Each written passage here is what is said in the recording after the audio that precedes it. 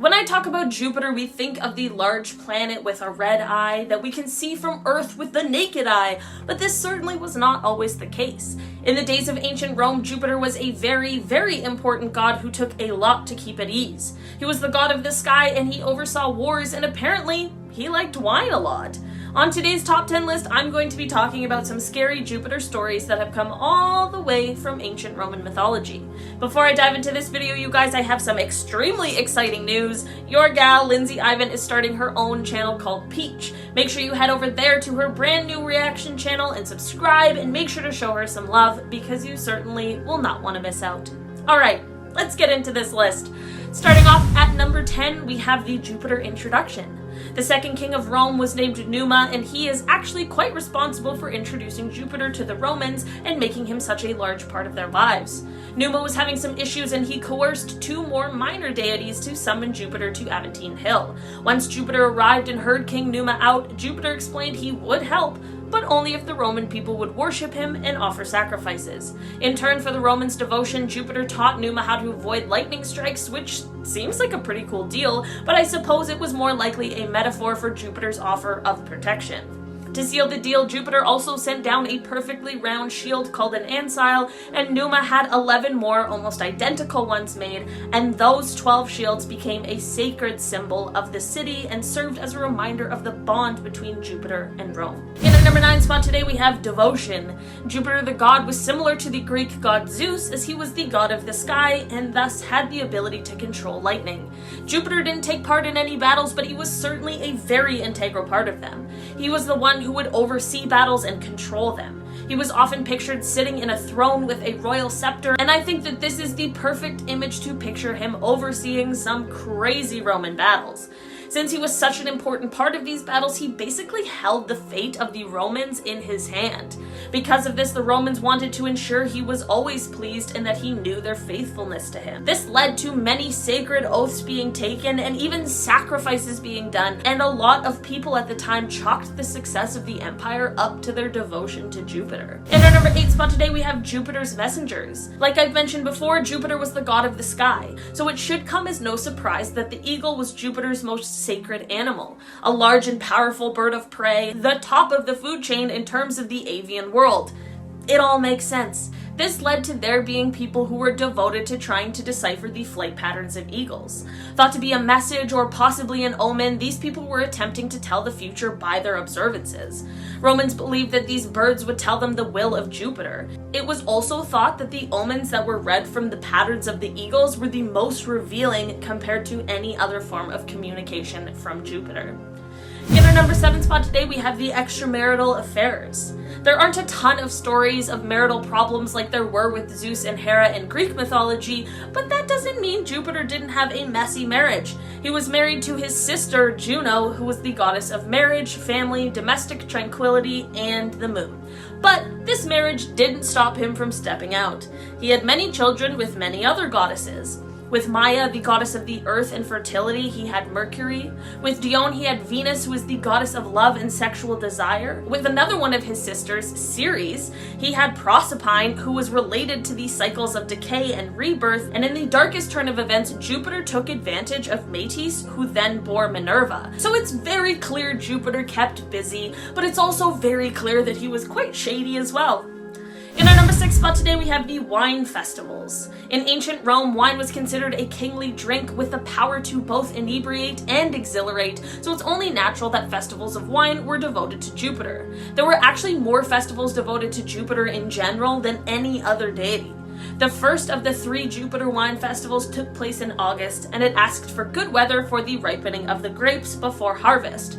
Once the grapes were ripe, a lamb would be sacrificed to Jupiter and the first grape of the harvest would be cut.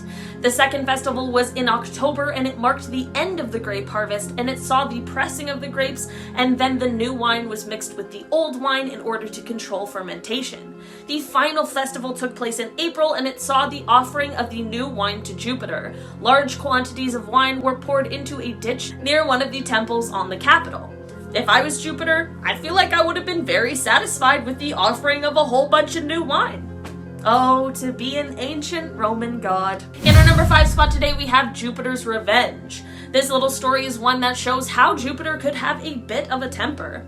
King Tullus was a warlike king who was the third king of Rome. Throughout his reign, he wasn't very religious. In fact, he kind of scoffed at religion. After a battle, this king destroyed Alba Longa, which was an ancient Latin city, and he deported all of the residents to Rome. The residents of this city, the Albans, were very religious and often performed rites to Jupiter, but because of their new home under their new leadership, they were unable to perform their rites.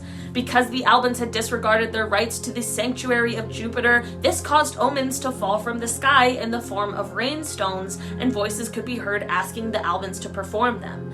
After this came a plague, and the king fell ill. Being sick caused him to turn to religion and superstitious practices. The king found a book with a secret rite in it that could evoke Jupiter. He tried to perform this rite, but he did it improperly, and so Jupiter threw a lightning bolt which burned down the king's house with the king in it. In our number 4 spot today, we have Saturn.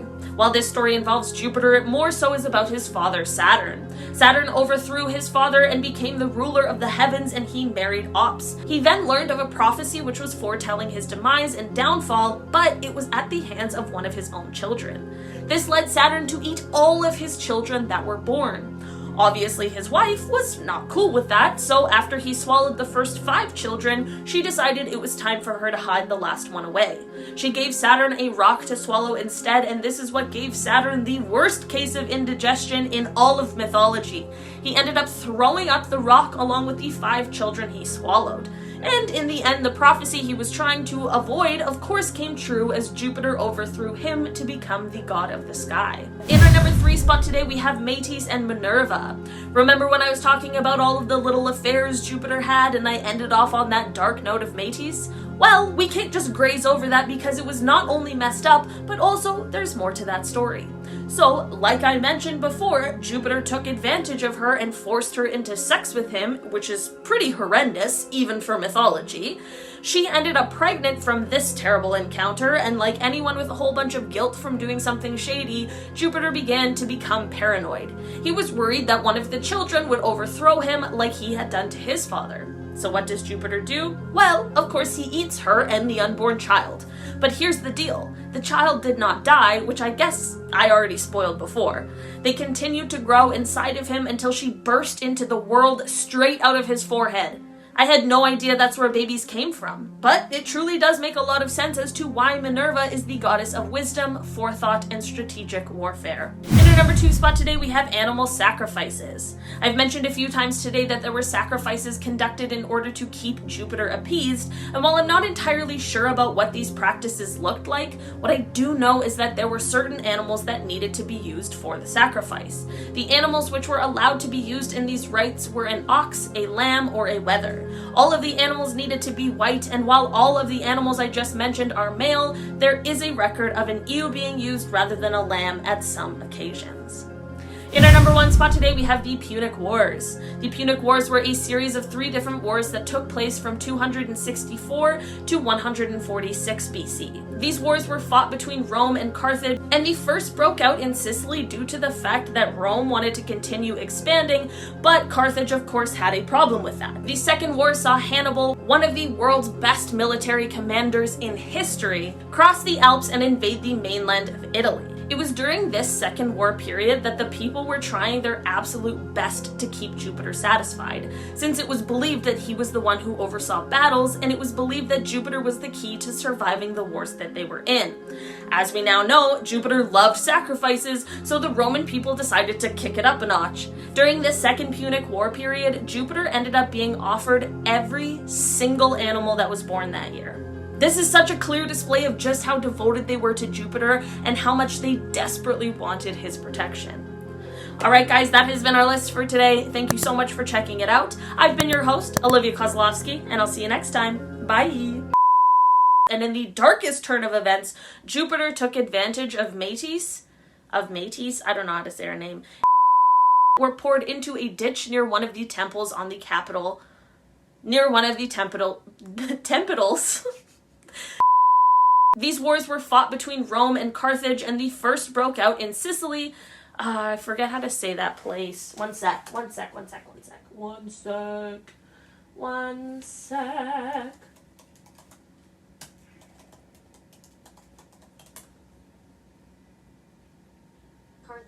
Oh, I did say it right. Okay, it is Carthage.